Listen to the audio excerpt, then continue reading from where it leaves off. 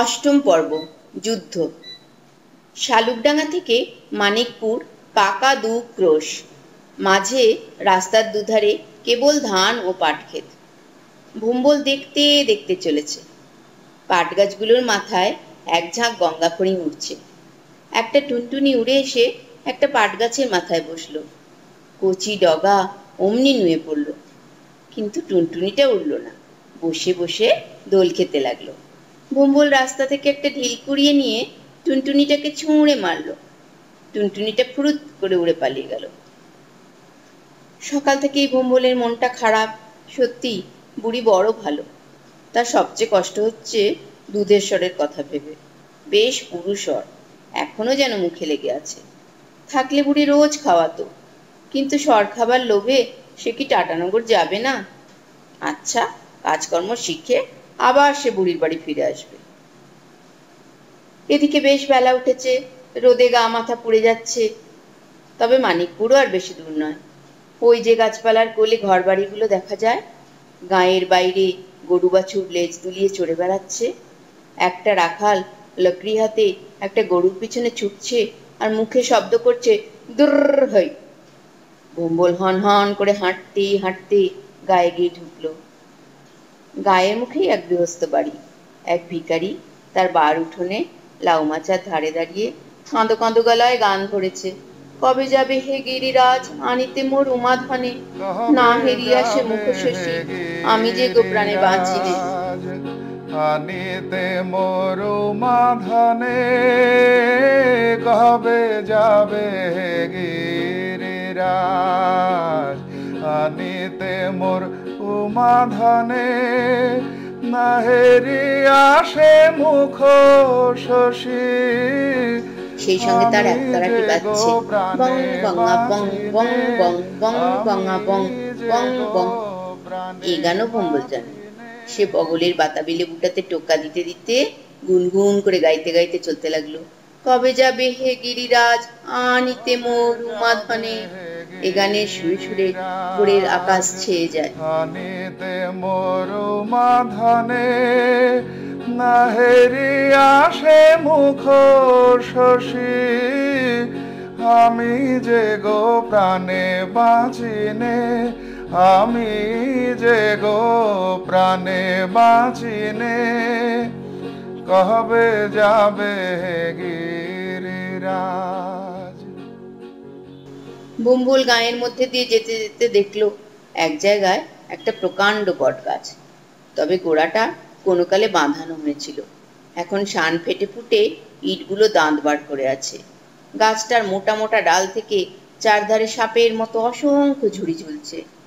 ওধারে একটা মস্ত পুকুর, তার এক কোণে শালুক বন। পুকুরটাও খুব পুরনো, তার শান বাঁধানো ঘাটও ফেটে চৌচির। একপাল ছেলে পুকুরে স্নান করছে। কি তাদের আনন্দ! তারা বটের ঝুড়ি ধরে দুলতে দুলতে পুকুরের জলে ঝপ করে ঝাঁপিয়ে পড়ছে, আবার সাঁতরে এসে ঝুড়ি ধরে দোল কাটছে। কেউ কেউ গাছের ডালে উঠে যাচ্ছে। চিৎকারে ডাকাডাকিতে জলশব্দে জমজমাট। ভোম্বলের ইচ্ছে হলো সেও একটা ডুব দিয়ে নেয়। গরমে গা মাথা জ্বলছে, ঘাম ঝরছে, কিন্তু আর তো কাপড় নেই। নেয়ে উঠে সে এরই এক মুড়ো পড়ে থাকবে, আরেক মুড়ো শুকোবে। কত মজুরকে সে তাই করতে দেখেছে। সে কঞ্চিখানা ও লেবুটা বটগাছটার খোঁদলে লুকিয়ে রাখলো। তারপর কাপড়খানা গুছিয়ে নিয়ে বটগাছের ওপরে উঠে গেল। ছেলেরা তার দিকে তাকিয়ে অবাক, ই আবার কে রে? ভোম্বল কিন্তু তাদের দিকে সোজাসুজি তাকালো না। সে ডাল দিয়ে একেবারে পুকুরের ওপারে চলে গেল। তারপর একটা লম্বা ঝুড়ি বেয়ে নিচে নেমে ঘন ঘন দোল খেতে খেতে দিলে এক লাফ। অমনি গিয়ে পড়লো একেবারে মাছ পুকুরে। পড়েই তলিয়ে গেল। জলে বুড়বুড়ি ছাড়ছে, কিন্তু সে উঠল না। ছেলেরা দেখলো সে ডুবে গেছে। তারা ভয়ে চিৎকার করে উঠল, কিন্তু সঙ্গে সঙ্গে হাত দশেক তফাতে ভোম্বলের মাথা দেখা গেল। সে হুশ করে ভেসে উঠল, আবার ডুব দিলে, আবার উঠল। তারপর কিছুক্ষণ চিত হয়ে, কাত হয়ে, উপুর হয়ে সাঁতার কাটল। ছেলের দল সাঁতার ভুলে কেউ ঘাটে, কেউ কোমর জলে, কেউ বা গাছের ঝুড়ি ধরে তার দিকে তাকিয়ে রইল। ভোম্বলের মনে খুব গর্ব হলো। ছেলেগুলো তাকে দেখছে। তার সঙ্গে পাল্লা দিয়ে কেউ সাঁতার কাটতে সাহস করছে না। সে তাদের কারুর সঙ্গে কোনো কথা না বলে গম্ভীরভাবে ডাঙায় উঠল। তারপর কাপড়ের মুড়োয় গা মাথা মুছে এ মুড়ো ও মুড়ো নিংড়ে নিল। খিদে তার পেটে যেন এক ঝাঁক চড়ুই কিচিরমিচির করছে। এ সময় এক থালা গরম ভাত তরকারি না পেলেও চলে। কেবল একটু নুন, কিন্তু গরম ভাত এক থালা চাই। কিন্তু কে তাকে ভাত দেবে? বাতাবিটা খেয়েই কাটানো যাক। সে খোঁদলটার কাছে এগিয়ে গেল।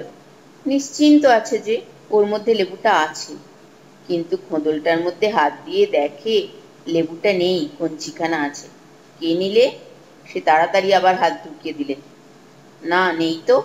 বাহ, বেশ মজা। ভম্বল এদিক ওদিক তাকাতেই দেখে একটা ছেলে লেবুটা নিয়ে ছুটে পালাচ্ছে। আমার জিনিস চুরি! ধর ধর ধর! ভম্বল চোরের পেছনে ছুটল। অন্য ছেলেরা এতক্ষণ ব্যাপারটা ঠিক করতে পারেনি, হাঁ করে দাঁড়িয়েছিল। এবার দেখলো তাদের নেলো পুকুর পাড় দিয়ে পাঁই পাঁই করে ছুটছে। তার বগলে একটা পাকা বাতাবি লেবু, আর নেলোর পিছনে ছুটছে অচেনা ছেলেটা। তারাও হৈ হৈ করতে করতে ছুটল। ছুটতে ছুটতে সকলে পুকুর পার হয়ে গেল।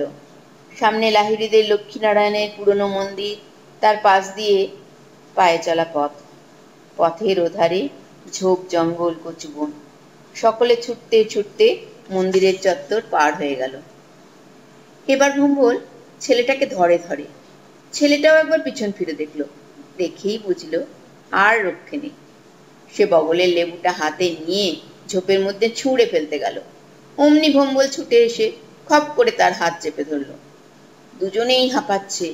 ছেলেটা হাঁপাতে হাঁপাতে বললে, হাত ছাড়ো।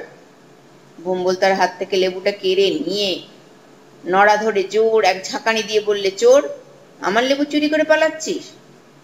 তারও দম আটকে যাচ্ছে। মুখ দিয়ে আর কথা বার হলো না, কিন্তু রাগে বড় বড় চোখ দুটো আরো বড় হয়ে কোটর থেকে যেন বেরিয়ে আসছে। পিছনের ছেলেগুলো ইতিমধ্যে সেখানে এসে পড়েছে। তারা ভম্বলদের দুজনকে ঘিরে দাঁড়ালো। সকলেই হাঁপাচ্ছে। একজন জিজ্ঞেস করলে, কি হয়েছে, কে তুমি? ভম্বল তার কথার কোনো জবাব না দিয়ে সেই ছেলেটার নড়া ধরে আবার এক ঝাঁকানি দিয়ে বললে, কেন আমার লেবু চুরি করেছিলি? ছেলেগুলো একসঙ্গে বলে উঠল, তোমার লেবু? তোমার নাম লেখা আছে ওতে, ছেড়ে দাও ওকে। ভম্বল বললে, যা যা, তোদের আর সর্দারি করতে হবে না। এক চড়ে একটা ছেলে অমনি কাঁদো কাঁদো হয়ে ভম্বলের মুখের কাছে মুখ এনে বলতে লাগলো, ওরে বাবারে, কোথা যাব, একটা পিঁপড়ের গর্ত। তারপরই ধমক দিয়ে বললে, এখনই ছাড় বলছি, না ছাড়লে, বলেই সে ভম্বলকে এক ঠেলা মারল। ভম্বলও সঙ্গে সঙ্গে তার গালে এক চড় কষে দিল। গালটা লাল হয়ে উঠল। ছেলের দল তখন রাগে অপমানে পাগলের মতো হয়ে গেল। তারা চারধার থেকে ভম্বলকে আক্রমণ করলো। কেউ কিল মারে, কেউ চড় মারে, কেউ খামচি দেয়, কেউ কাপড় ধরে টানে, কেউ লেঙ্গি মারে। ছেলেটার মার খেয়ে ভম্বলের চেহারা হয়ে উঠল ভয়ঙ্কর। তার কাকা আর স্কুলের মাস্টারমশাই ছাড়া আর কেউ আজ অবধি তাকে মারতে সাহস করেনি। এ গায়ের ছোড়াদের মার সে হজম করবে?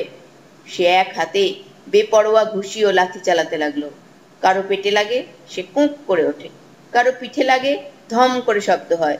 কেউ নাক ধরে বসে পড়ে।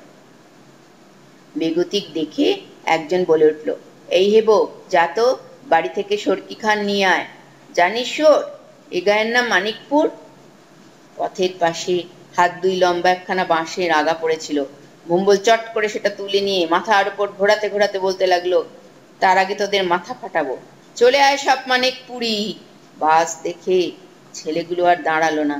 দেখতে দেখতে চারধারে ঝোপ জঙ্গল গাছপালার মধ্যে মিলিয়ে গেল। ভম্বল দেখলো আর থাকা ঠিক নয়। যুদ্ধে তো তারই জিত হয়েছে। সে বাঁশের আগাখানা কাঁধে নিয়ে যে পথে এসেছিল সে পথে তাড়াতাড়ি ফিরে চলল। তার বুক পিঠ জ্বালা করছে। একটা ছেলে খামচে একেবারে রক্ত বার করে দিয়েছে। ইহ,